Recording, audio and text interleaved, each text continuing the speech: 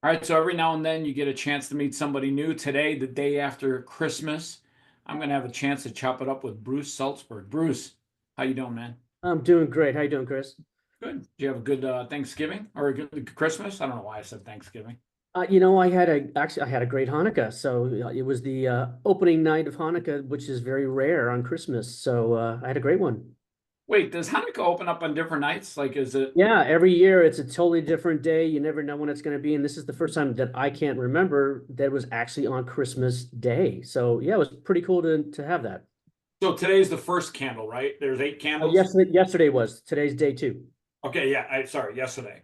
So how do you guys figure out? How do you guys figure out which day does Hanukkah start on? I will figure it out. I mean, basically, I just kind of check every year to find out when it starts and kind of, I don't know the whole rule behind that and why it changes. You're kind of giving me some thought that I need to Google that and figure that out myself. I'll be honest with you. Like, and how does everyone even know? Is there one guy that says, "All right, this year it's going to be on Christmas"? I wish I knew the answer to that, but I don't know. It's the same thing as all our holidays, like Rosh Hashanah, Yom Kippur. The days are different every year. It's based on the Jewish calendar, I believe, which The is shit I fucking learned. I didn't know yeah, this. I not the actually Jewish. looked Yeah, up. it's based on the Hebrew calendar, which is a very different calendar than the traditional calendar we live by. That I've already learned something new. Let's just wrap it up. There we go. We got a good show. So all good. Thank you So and good night. so talk a little bit about your art and the things that you do because is that some of your pieces over your shoulder? Yeah, you're actually seeing the original DMX piece that we are launching at Grammys Week in 5 weeks. Oh, wow, the Grammys are in 5 weeks. That's so wild. Yeah, that's right. When is the Grammys again? February 2nd. February 1? 2nd. Second. Wow. And the Super, I'm going to be down in New Orleans for the Super Bowl on February 6th, 7th, and 8th. And then the game is actually on the 9th. Yeah, yeah. So we're going to be there Grammys Week. So there's a whole bunch of events that lead up to the Grammys, and all kinds of things happen throughout the city in LA. And we're going to be one of them, kind of doing a preview of the DMX and working with the estate and all the great things we're doing with this painting. I remember seeing that painting, and I don't think people understand. Talk a little bit about what you actually did to make that because that's glass, right? Yeah, so basically, I'm one of the only artists in the world that paints on multiple layers of plexiglass. So what I do is when I have an image, like we'll talk the DMX image over my shoulder, is it's on 3 layers of plexiglass. So in the first layer that you see first is actually DMX himself. Then the next layer is the wings behind him. And then the last layer, which is the third layer, is the background. So when you build it together, we build it together very naturally. My dad, who owned a very successful fine art gallery back in the day and owned it for 20 years, him and I came up with this system back in 1995 on how to frame them and make them look naturally three-dimensional and keep it as a very fine art product. So when you see them as you do, and whenever you move around, it's three-dimensional with natural light and natural shadows, and it's a very unique process on how to paint.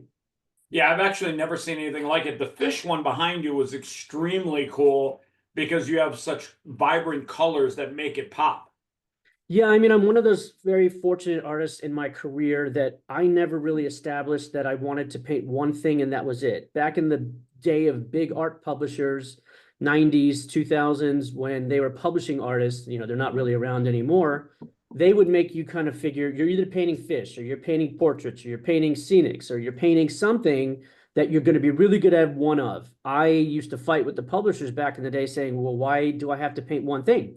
I can paint 10 different things and have 10 different audiences. So that was really important to me. What became my thing was painting on multiple layers of glass and doing multiple subjects off of what it was to paint on such a unique surface.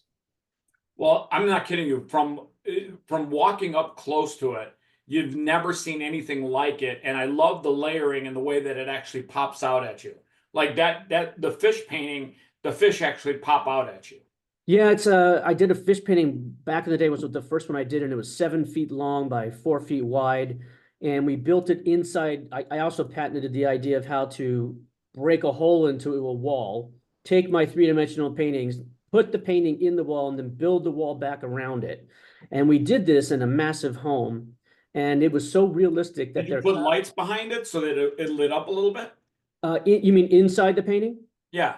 No, we've never done that because, for me, and I've been asked that about 1,000 times. And the reason I've never done that is because then you're getting into the gimmicky side of art. And I always wanted to keep things on the fine art world. That being said, we kind of teach our clients how to light them from the traditional ways of ceilings and around them, and so that you're really making it pop.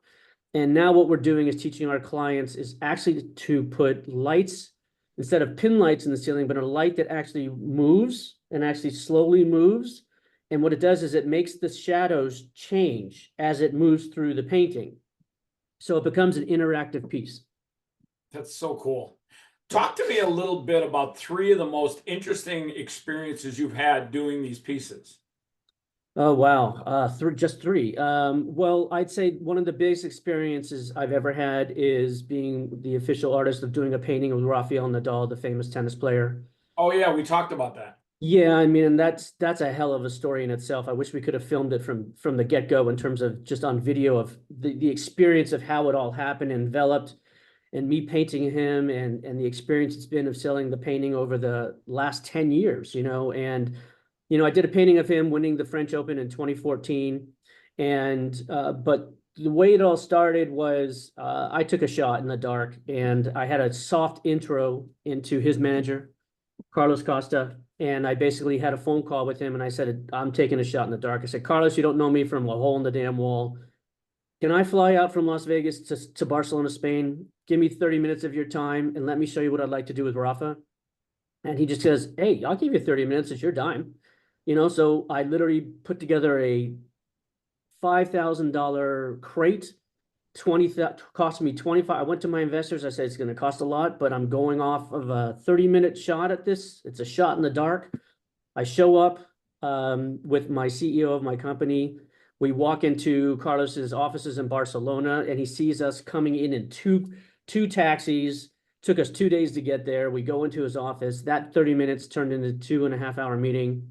He asked if he could keep the paintings and show Rafa. At that time, I brought the original Muhammad Ali, original LeBron James. I said, I can't leave my originals with you. I'm sorry. I said, but I knew Rafa was going to be there. I booked my trip for 5 days. Would you allow me 5 minutes with Rafa to show him what I do? He goes, un momento, goes back to his office, comes back 15 minutes later. He says, if you can be in Madrid at this hotel at this time, I'll give you 5 minutes with Rafa. I didn't even blink, shook his hand, said, deal. That cost another 5,000 because we were supposed to leave from Barcelona on a plane. We had to take a train from Barcelona to Madrid, get everything there, which was a nightmare. We have the meeting. Rafa walks in with the whole contingency. That turned into 35, 40 minutes. I get a text 3 minutes later, they were in. And that was the start of the journey. Gracie's a huge tennis fan, and she heard you talk about Rafa. She said, let me just say hi. I just have to say hi. It's adorable. Absolutely adorable. So, okay, so that's a great story. Talk a little bit about his reaction when he met you for those 5 minutes. And I'm guarantee it wasn't just 5 minutes. I guarantee you stood. No, it wound up being 30 minutes with Rafa and his people, and they walked in, and I don't really get nervous. I'm very fortunate in my career. I've met a lot of famous people in my life, and I never get nervous. But the reality was I'm a tennis player, and I still train, and my son had a college scholarship, and so tennis runs deep in our family. And so when he walked in, I'm not gonna lie, I got damn nervous, and it was a hell of an experience. But realistically, he couldn't have been more gracious and more humble, and probably one of the most unique people I've ever met in my career. Outside of Larry Fitzgerald, the famous NFL player with the Arizona Cardinals, spent time with him amongst many others, and he's another one I put up in the top Larry's three. a class act. I like Larry a lot.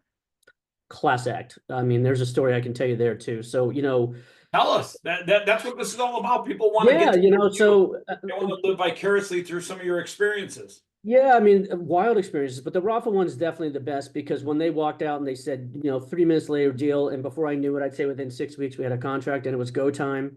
And I picked 7 photos that I thought would be great as a 3-dimensional painting for him. Sent it to him. He hand selected the painting that wound up being the painting, and I'm definitely very proud of it. And we did the unveiling event at the Miami Open, and usually Did you sell that painting? we've sold many of those paintings. Yeah. Oh, okay. So you make multiples of that painting. Yeah, so it took a long time in my career because for the longest time, printers could not reproduce my paintings three-dimensionally. I wasn't interested in reproducing my paintings on paper and being flat. Everything for me had to be three-dimensional. So it took a decade for us to master that and figure out who could do it. And so that was the very first time. Well, no, that was the second time we did an Have you edition. figured that out now? We figured it out. And we did an edition of 500 paintings of Rafa that are all three-dimensional, all hand signed by him and myself, and it's a thing of beauty. And What do they sell for? the regular edition sells for 2,750. The artist proofs and printer proofs sell for 3,250. And the remarks, which if any, I don't know how many people know what a remark is, but the remarks sell for 5,000 a piece. So a remark is when an artist on normal paper, they do like a little kind of little doodad kind of inscription or little painting kind of thing, and but it's real and it's live, and they put it on the corner on the right on paper. What I do is I do another 3.5 by 5.5 inch three-dimensional painting on multiple layers, and it gets set inside the painting underneath the original. So it adds, so you've now got an original painting with the actual reprint. So, and there's only 50 of those in the world. I Wow. believe, yeah, I believe there's only 10 left of that. I mean, it's been one of our best sellers. So yeah, we still have some editions left to sell. And, it's one of my proudest moments as an artist. Where have some of your paintings found themselves? Where are they on display that people would be like, wow, that's cool?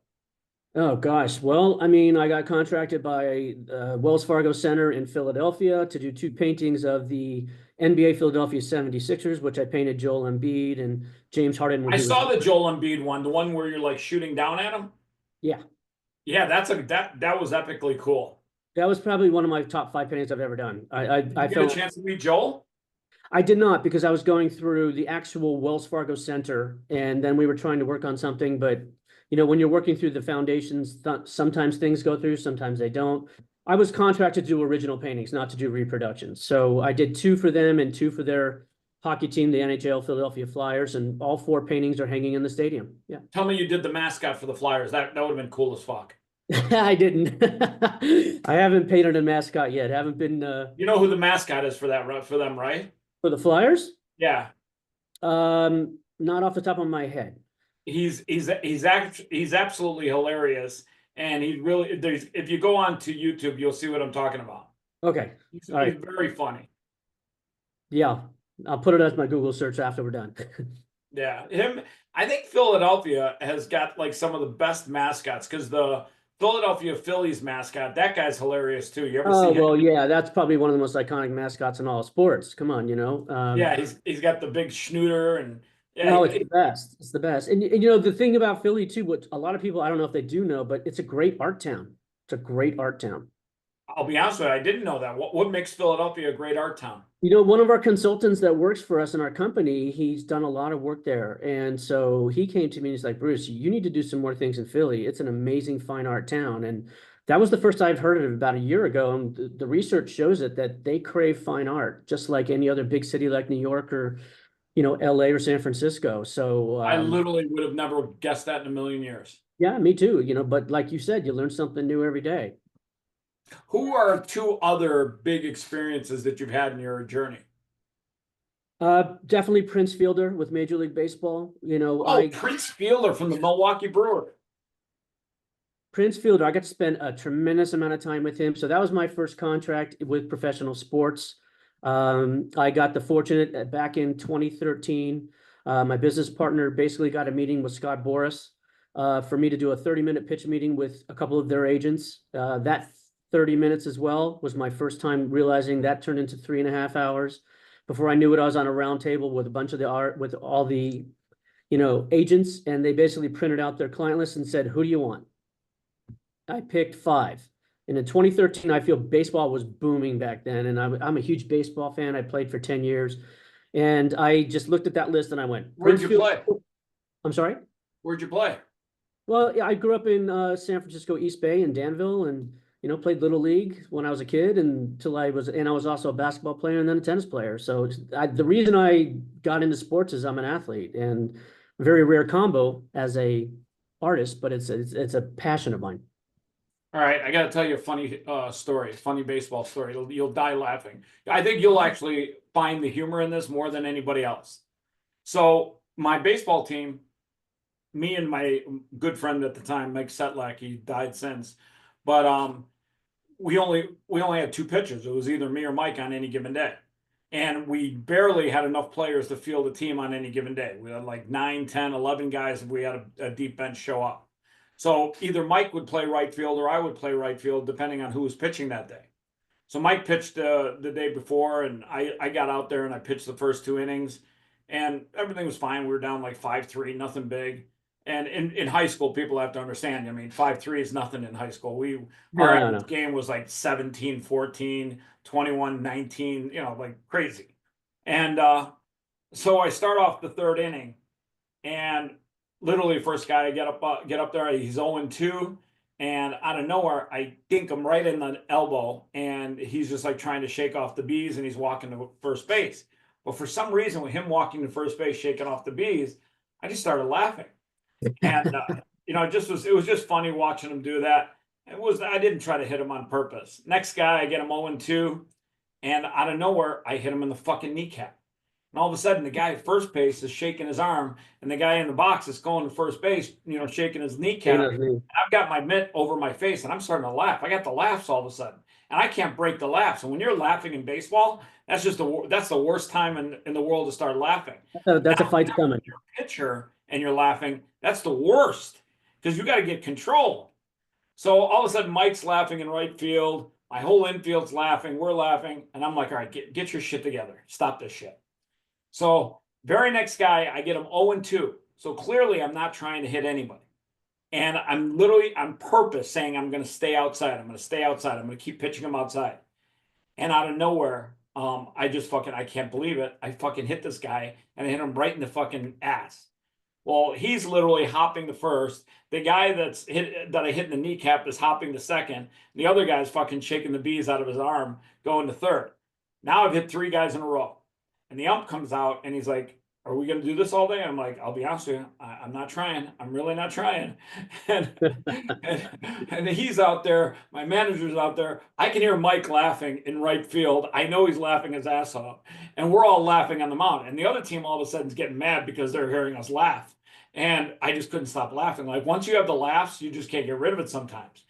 And sure as shit, the next guy that gets up on the plate, I'm on purpose. I'm pitching outside, and Yeah, I got him 3 balls, no strike. I'm literally on purpose pitching outside to it because I don't want to hit this guy. What does his fat ass do? And he was a big fat guy, and he literally crowds the plate as if he's gonna fucking jack one out on me. And here, this guy, I dinked on purpose because I was like, "All right, you fucker," and I just gave him a fastball right in the rib cage. Everyone comes out. They're all pissed off. Ref goes, "I give you a warning now because I know you did that one on purpose." I'm like, I literally told him too. I was on the mound. I'm like, "Hey, back off. I just want one like this twice." And then he just like, he did this shit. And I'm like, "Oh, get the fuck out of here." Oh, he kicked you out? No, he's pointing that he's going to hit a home run. He Oh thought he was God. going to hit a home run off me. I'm like, "Listen, let me put this in your fucking ear socket." Long story short, I hit him in the fucking rib cage, hardest fastball I could throw. He's sitting there crying, crying. I've never seen anybody cry from a fastball, and we're laughing our ass off. But his team comes out, his coach comes out. His coach, "Get him out of here! Get him out of here! Get him out of here!" I'm like, "You got one warning. That's it. Just one warning."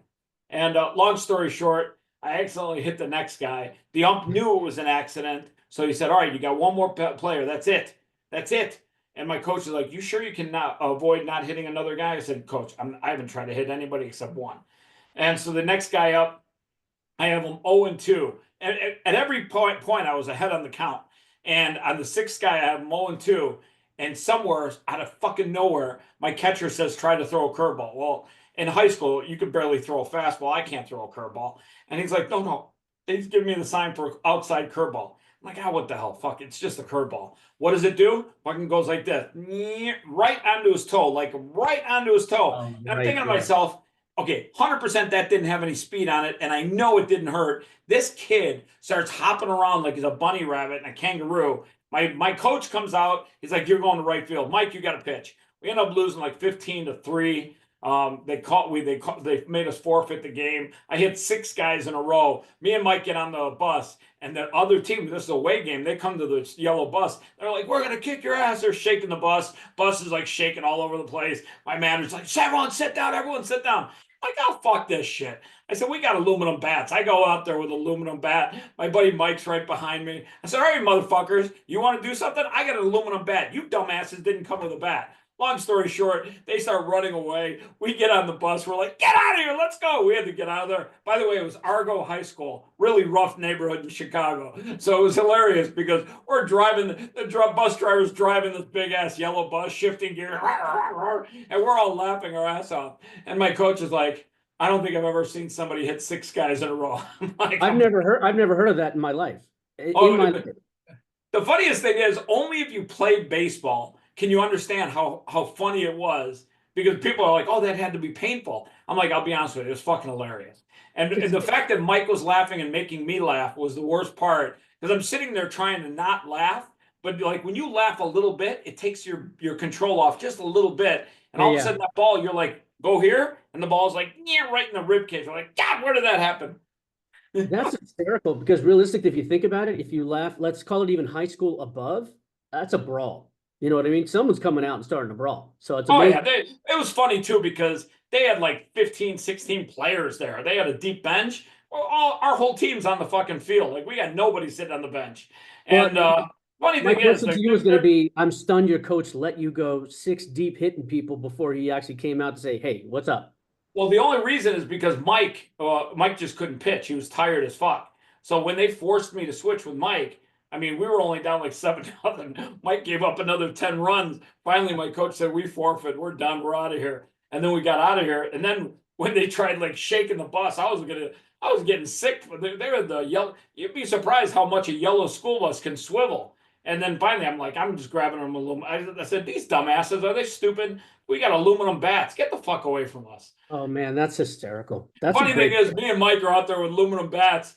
These guys start running, and I look at Mike. I'm like, "Let's get back out. Let's get out of here before they figure out there's only 2 of us with bats." Because the rest of the team stayed on the bus. Coach was like, "Stay on the bus." We get on there. We're like, "Drive, just drive." It's like a scene out of Animal House with John Belushi. We're getting the hell out of a badass neighborhood.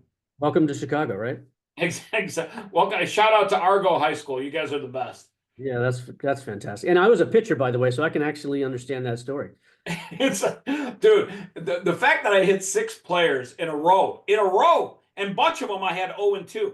And No, that's that's just it. That's just the it. I only get guy I it. jacked on purpose was the fat guy who all of a sudden decided he was going to crowd the plate and hit a home run. And I'm like, "All right, I'll tell you what. See if you can hit a home run coughing out while I put this baseball in your third rib." Oh, I love it. I love it. Best story I've heard in a while. I'll be honest with you. I'm pretty sure that fat guy still is feeling that fastball in the rib cage. Funny thing is, I'm trying to on purpose pitch outside, and he literally crowds the whole plate. He's like literally sitting. His elbows are like right over home plate. I'm like, I even told him twice. I'm like, "Oh, Chubby, get off." And I'm like, "Oh, you got to be fucking kidding me." I'm like, "All right, I'll tell you what. Wonder how this one's gonna feel." Oh, I love it. The ump was pretty good though. He was pretty cool about it. Like he literally, yeah, he was pretty good. He's like, and even as we were laughing, the ump was starting to laugh, and everyone just started getting the laughs. And we were like, I'm like, kept thinking to myself, "Don't laugh, don't laugh, don't laugh." Anyways, long story short, let's talk more about you. Yeah, I mean, I guess I can go back to the Prince Fielder, with the Boers Corp, You and didn't hit Prince Fielder with a fastball in the ribs, did you? Because that would have been bad. no. I think he was fast enough to jack that thing out of the way he could Prince hit. had a good swing. What didn't he lead the league in home runs one year or something? I'm sure he did. I mean, he won the home run derby twice, and I mean, he was on a Hall of Fame trajectory until he had the neck injury. So, and I was working with him when he had the neck injury, and What happened with his neck? I don't remember why his yeah, career. I can't remember the exact injury, but he eventually had to get his. I think he had to get his neck fused, and he lost a whole year, and they tried to come Oh back. yeah, I remember that. I will say one thing. He was a heavy dude, and I think he'd have played better at a little bit lighter weight. Well, so here's the interesting thing is that's what everyone thought, but I'm going to tell you right now, he was not as heavy as people thought. He was an Well, I know amazing. they did like a nude thing for him for ESPN one year where he was on the cover of like ESPN, the body issue. Yeah, he was. Yeah, he was. Yeah, Yeah, he got. he didn't look that fat. And I was like thinking to myself, wow. No, no, no, no. I'm telling you, I spent a lot of time with him. The guy was in amazing shape. He just, some people have a larger frame, like but he was in amazing shape. And and by the way, one of the coolest people I've ever met. I spent so much time with him. I spent time with him, his wife, his kids. I'm going to tell you how cool he was and how family. I mean, tell me a story you've ever heard like this. I was already contracted. I was working with him. He had been traded from Milwaukee. No, I'm sorry. He got his new contract with Detroit, the big contract. Yeah, And that's when I started that was a working big contract back then. it was like, I can't remember, but I'm assuming it was like 200 plus, right? It was a lot, it was a big contract. And so he went to go to Detroit, and that's when I started working with him. But I met him prior to that contract when I believe he was with Milwaukee, and I met him at Dodger Stadium underneath for the first time before I started painting with him. And basically, by the time I get to Detroit, he gets to Detroit. That's when I'm there.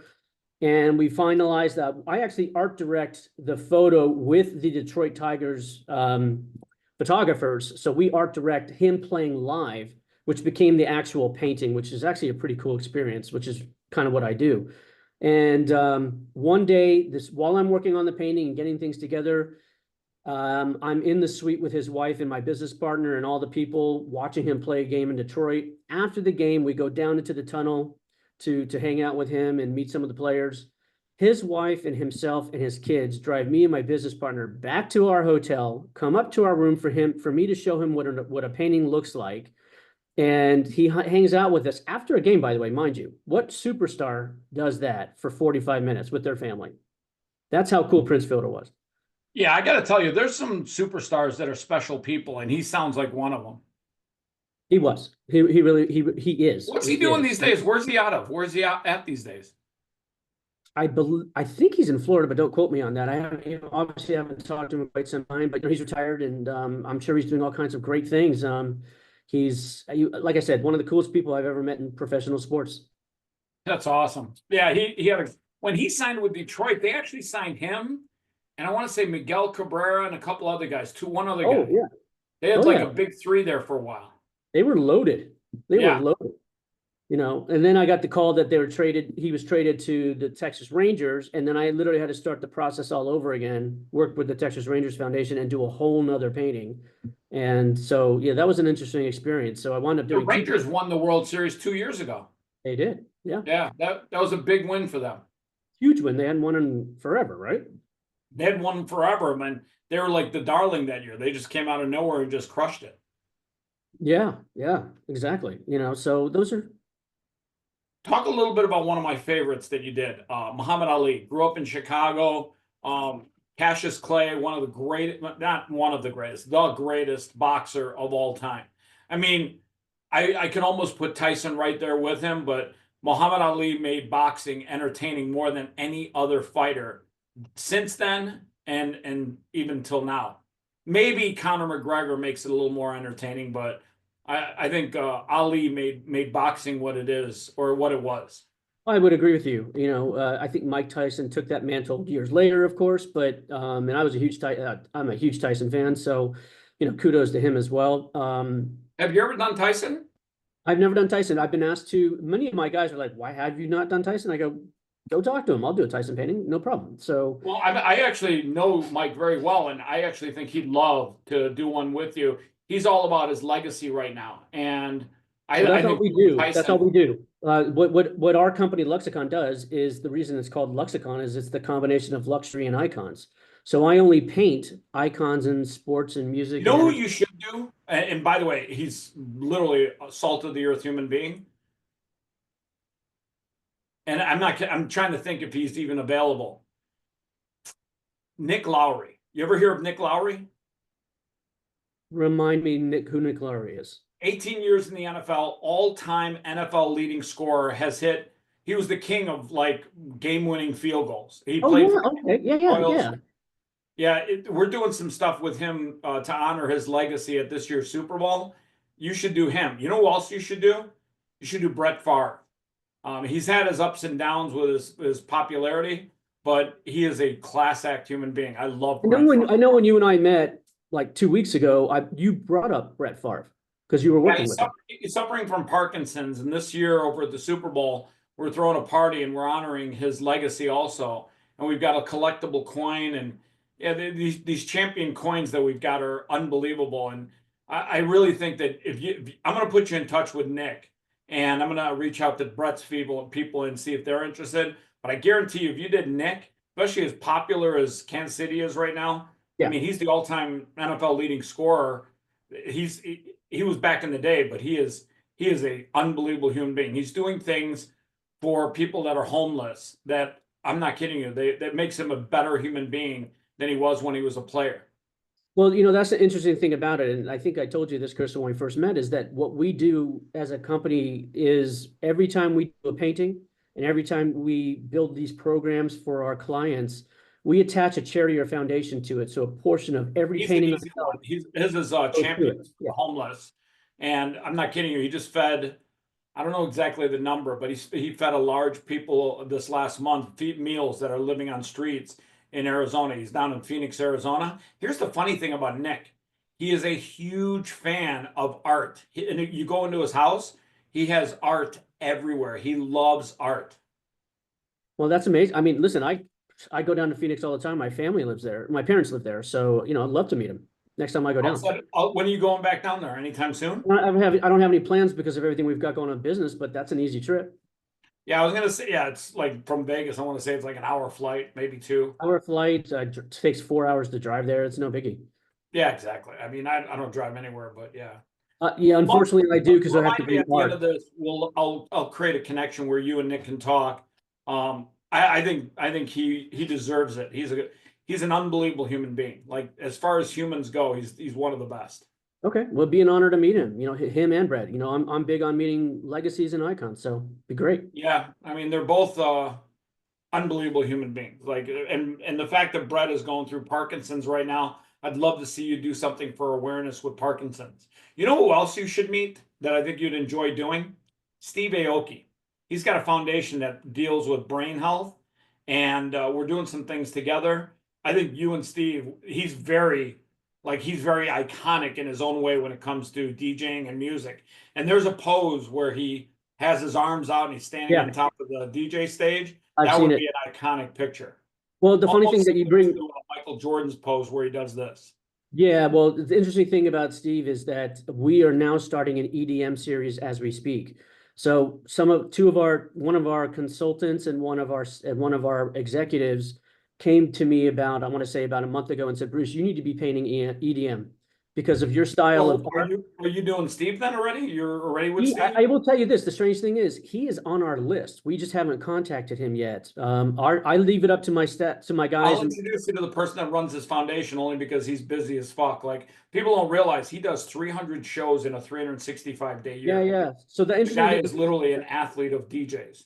well, that's why my guys came to me and Shar, my business partner, and said we need to be doing EDM, not only because it's reached the world, number one, but number two, the charity component behind it and the amount of paintings we can sell and the amount of money we can give back it could be legendary on EDM because of the fan base is ravenous, you know. So I'm It is pretty insane. 1000% in. Yeah, it is pretty insane. Yeah. So talk to me about the road ahead. What are some of the things that you're doing over the next 12 to 18 months that you believe people should learn a little bit about you, but also things that are unique, things that are outside the box?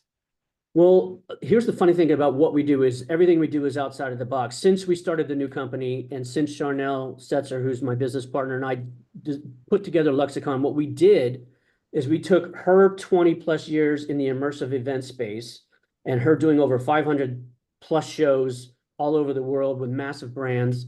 And we took my 27 years in the fine art space. And what we did is we combined the two to become Lexicon.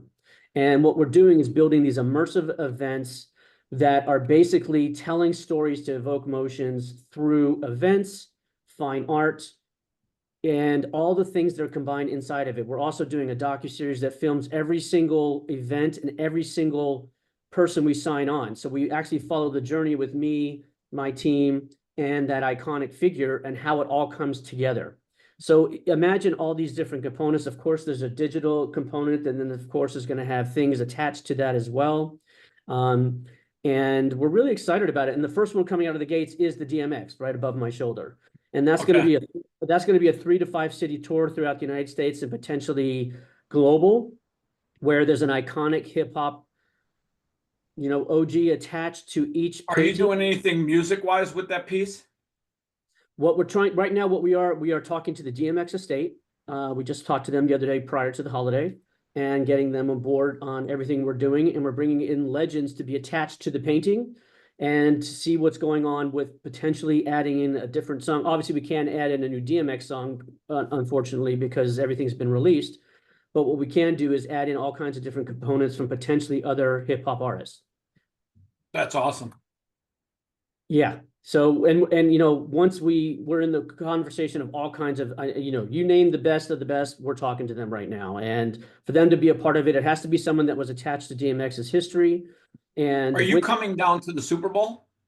Currently, no, because we are launching the DMX project at the Grammys right before it. So but that doesn't mean we can't get there, right? So we're big on, hey, if we have to pivot in terms of, hey, we got to be here at this date and here at that date. If something's real and we can show what we're doing, yeah, we'll do something. Well, the only reason I bring up the Super Bowl is like it's the biggest networking event of the year every year for a week straight. There's so many activations and events and networking, it's off the charts. Yeah, no question. I mean, it's, after doing, F1 here in Las Vegas last year, I can definitely relate to that. So I know what it's like. I mean, F1's here, Super Bowl's like way up there. Oh, correct. Yeah. But that's just it, is last year going from that and having the Super Bowl here, seeing all of it, all comprised in a very short period of time is. Yeah, I think Super Bowl is coming back to Vegas because that was the most engaged Super Bowl I've ever been a part of in my lifetime. I've been to 11 Super Bowls, and yeah, Vegas did a great job hosting the Super Bowl. Yeah, they do a great job of everything here, and I'm proud to have a base here, for 24 years and building the company out here. So, some of our crew that's here, they're so happy that we're Las Vegas based, because usually you see an artist like me from New York or LA, and yeah. to come from Las Vegas is a cool thing and something that's very honorable for all of us, right? There's some really cool artists here in Vegas now. Alec Monopoly is here now, and he's doing gallery. And then who else is that other? There's another artist that's doing some stuff here too. I can't remember his name, but yeah, there's some very talented artists here in Vegas. Yeah, there should be. There's a lot of talent here, I mean, and a lot of people from LA have come here. It's become such a unique art space and all. I mean, look at Wahlberg. He's here now, actively and part of the community. Even Shaq just bought a big house out here. Shaq's been here for a while, actually, So yeah, he's been out here for a while. I mean, that's why I kind of look at all the components and things we're doing. I mean, going back to your last question, we start with DMX that goes global, and then we're working on a project right now with YDB and ODB with Wu-Tang Clan. Oh wow, Wu-Tang Clan. Mm-hmm. And young dirty bastard and old dirty bastard. Young's dad old. So I actually just got off a conference call with his management and business partner, coming right into your call and Zoom, in our podcast, and we're working on a huge deal with them to launch April 9th in New York. And then from there, we're working on a deal with Upper Deck for me to paint all their icons from Wayne Gretzky to Michael Jordan, et cetera, et cetera. And we're also looking at me being the official artist for the 100-year anniversary of the Grand Ole Opry in 2025, 2026. So that's another special thing that, would be a privilege and an honor to be a part of. You're doing some amazing things. Yeah, we're really excited about it, really excited about it. So tell me one of the craziest stories where you were on the brink of failure. It was not looking good. You were struggling, something that the odds were against you. And talk a little bit about your mindset, how you got through some of the toughest times. Because you know what? Being an artist isn't easy. Being an entrepreneur is not easy. Well, everyone likes to talk about all the good stuff. I want you to talk about the hardest times that you've had and how you got through those and what you kept telling yourself. I'll go back to the Raw and Nadal. There were two events and two things as we were starting it. So, we were self-funding that entire thing back in 2014, and it took a long time to come together and realizing how much that was going to cost, and it cost a lot. And we were self-funding this, and I think everyone knows what it costs, eventually to get, a superstar like that on board with a project as you're building, your career. And the fact is that they agreed to do something with us because they fell in love with the art. And at the end of the day, that's the only thing you can ever hope for, is they love what you do, right? And it's not always about money. Well, they were like that, and that's the brilliance of Rafa. But what I did is I bit off more than I could chew in terms of figuring out how that was going to cost and what it was going to take. So I kind of had to shelve it for a while. It's always more expensive, buddy. It's always more expensive. I had to eat my crow and beg to have a second chance with them, and they agreed to it. And then when we got our second chance, and we were launching at the BNP Paribas Open in Indian Wells, which is considered the 5th largest tennis tournament in the world outside of the Grand Slams, because it's built like a Grand Slam, 2 weeks. Where's that at? Indian Wells, right outside Palm Springs. Okay. Wow, playing tennis out in that area. Is that played during the summertime when it's hot as sin? It's played in March, so it can be, Okay, that ain't too bad. No, it can be anywhere between 70 and 90, but it just depends. But it's a massive tournament. It's some of the tournament players' favorites and the fans. I've been going there and taking my son there since he was a kid, and it's amazing. I'd rather go there than the Grand Slams, to be honest with you. And so basically, we were launching the CEO of the tournament, basically with my business partners. They put a deal together for me to have a glass booth outside of the stadium. Rafa was having an event called Rafa and Friends a night or two before the event started, where I was going to walk out on center stage with him in the middle of the tennis court with the painting, play the video of me and him that Tennis Channel did, and launch it. And then all 500 paintings were going to sell, we knew, in those 2 weeks because of Rafa being a part of it, the media behind it, us launching, sold out, and the gallery. We roll up the day before to the thing. We can't believe we see this booth. It's beautiful, and we're in astonishment, and it's right outside the court, right in the center of the whole tournament. We load up, we get everything set up, we go to our house, we rented for 2 weeks, our whole crew, and this is with Art Encounter and Rod Malley and my business partners at the time. They were amazing. And basically, we are cooking dinner that night. We're all celebrating. I'm a chef as well, so I cooked dinner for everyone, left my cell phone in the kitchen. We're outside having a great wine and dinner. I come back in at 7 o'clock at night. My phone had been blowing up. Sure enough, the tournament gets canceled before it even starts. It was the first sporting event in the history of COVID that got canceled because of one COVID case 45 miles away. And what a pile of bullshit that was. I don't even get me started. So realistically, here I am. I just gotten there that day, set up dinner. I was home in Vegas by 2 p.m. the next day, and no one could talk to me for 6 weeks. I was devastated. Criminals behind COVID hurt so many people financially, and they are going to get away with murder. So to your point, you asked me the worst thing and how did I come back? We had to shut the company down for a year and a half because we were working with sports, fans, entertainment. Well, there were sports with no fans in the building. So you really couldn't market to the fans because no one cared at that time about anything. And shutting the company down for a year and a half. During that time, everyone was coming to me about, at the time it was called NFTs, we call them digital assets here in our company these days. They came to me thinking that I would hate it coming from the fine art purist world, and I embraced it. So what I did during that 1.5 years of time was rethink models, rethink things. How can we do different abilities? That's when I came up with immersive experiences, all kinds of different things. 2023 came around, we came out of the gates, I got the Formula One contract, and we hit the ground running. So in terms of what you're asking, I hit the lowest of the lows where we lost 7 figures, shut the company down, wasn't really sure how we were going to pivot to, I look now going to 2025 and everything I've talked to you on this podcast moving forward. So I was here to there, and now back where we were headed back then in 2020. If someone's struggling right now, what would you tell them? What words would you tell them to inspire them? I would tell you what I've been telling everyone since I started this thing, and it has not been an easy journey. But if you're passionate about what you do and you are a believer, you go to the end of the earth to do what you do. And if you're passionate about it, you do it. I don't care what anyone says. If it's your passion in life to be an artist, it's your passion in life to be an artist. You figure it out. And that's one thing I've done. And I strive for that as an artist. And I'm very fortunate that I had a father that owned a very successful fine art gallery and taught me the business world of art. So in those regards, I was blessed to have a dad that could teach me something that the average person doesn't have. But the one thing that we're doing as a company in about a year, 2 years, is we are actually going to bring artists underneath us for me and Charnel to be artrepreneurs, not entrepreneurs, but artrepreneurs, to teach young artists how to build a company in their own business. So that's something that I learned to take from my experiences through my career and teach it moving forward. You know, it's important that people find their passion in life and create a purpose around it. Because if you don't have passion or purpose in life, you're just punching the clock. You're just selling time for dollars. And at the end of the day, that just doesn't play out well in the long run.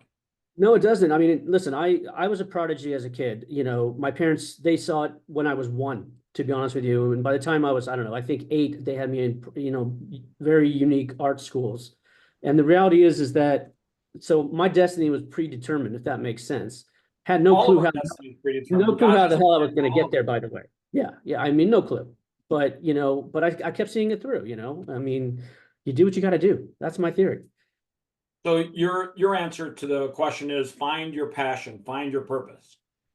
And always get better. Everyone around me that see me paint my whole life says I'm just coming into my prime now. That I've never painted any better, you know, and that's something huge to say. You know, I'm in my 50s. You know, so the reality is that for someone to say that means I still got another You know 40. who else is in their 50s? Who? Tony Robbins. And Tony Robbins teaches people how to constant and never ending improvement. It's one of the biggest things that I've learned from Tony. Yeah. And that's something that I think you're touching upon is that you have to have constant and never ending improvement. Can I? Well, I spin that around a little bit and I always say I can't. And that is, I can always constantly and never endingly improve. I can. And when you start telling yourself things that you can do, the world's going to tell you everything you can't do. Fuck them. Tell yourself what you can do. Oh, I can't count on both my hands and my feet how many times I've been told to quit this. I can't count that high. I mean, if there's anything I could ever tell anyone out there listening, it's that you just don't quit. You just don't quit. Either that or just don't listen to the world. Well, Listen to that's the what's same, isn't inside that of the you. same Have thing? faith inside yourself. It's the same thing. Don't listen to a damn word anyone's saying. You know what you got to do, and always learn to grow. Right? I've grown as an artist. I've changed my things. Shar came to me, my business partner, just the other day. We're coming up with this whole trading card deal with some of the people we're working with in our new clients and Upper Deck because we're working on creating a very unique card. You know who So, else loves and collects trading cards? ooh, Steve Aoki. there you Check go. out Steve Aoki's Funhouse. He's the biggest collector of trading cards when it comes to like MMA and Pokemon, and So, probably other ones too. so what you need to He's tell also Steve. an investor with Dan Fleischman in retail stores called Cards and Coffee. Oh, okay, cool. Very cool. Yeah. Well, the one thing Steve's going to like is we're building a trading card line of famous musicians. Are they 3 levels? Yeah, that would be cool. Yes, sir, they are. Yes, sir, they are. Everything for me has to be dimensional. That's kind of that's my brand. That's who I am, and everything stems off that. But Shar came to me with a couple of ideas on how to broaden that, and that's where I'm like, there's no bad ideas, and that's the thing as an artist too. There There's are no a few bad bad ideas. I've invested in a Well, few bad I ideas. I didn't can say tell you you do. I that. didn't say. There I are didn't a say. few. I didn't say There you are do quite a them few all. out there. You don't do them all, but you leave the floor open. That's my theory. Exactly. And even the bad ideas all teach you something. If you can't learn from your mistakes, if you can't learn from your failures, you're just not paying attention. You only learn from your failures. You don't learn That from is your. true. Tom Brady said it perfect on stage recently at an event I was at. He said, listen, all your life, you've got to learn from failure because failure is what's going to carve you into a champion if you're paying attention. Failure is going to give you the greatest lessons you're ever going to get. When you're succeeding, you're not listening to anybody. You're just basking in the glory. It's when you're failing, you got to listen to why it happened, what happened, because failure will be the teacher. It's almost like I talk to all the people that are around me that less is more. Listen more, talk less. Listen Well, to the. God did give you 2 ears and he did give you 1 mouth. There you So go. There you go. All right. So leave everyone with a lasting inspirational message. What would you tell people watching this podcast to inspire them to find their greatness? I would say, as an artist, if that's who you are, learn to tell a story. Tell a story. Tell a story that is about you. Tell a story about what you want to do in life, and tell a story of where you're going in life. And everything in between will fall in place. And that's something that I can tell you that I've learned myself as a human being. He's Bruce Sulzberg. He's a world-class artist.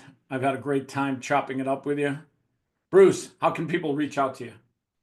They can reach us out by our website, which is Luxicon, LUXICON.art. And they can ping us right there. They can also reach us via email, which is bruce@luxicon.art, or Try Shar. some of the social media ones. Say that again. Here, I'll put all the social media tags below on this video. Oh, yeah. SSMFA Studios. That's our Instagram. You can follow us right there. Awesome. Bruce, appreciate everything. Stick Appreciate around. you. Thanks, Chris.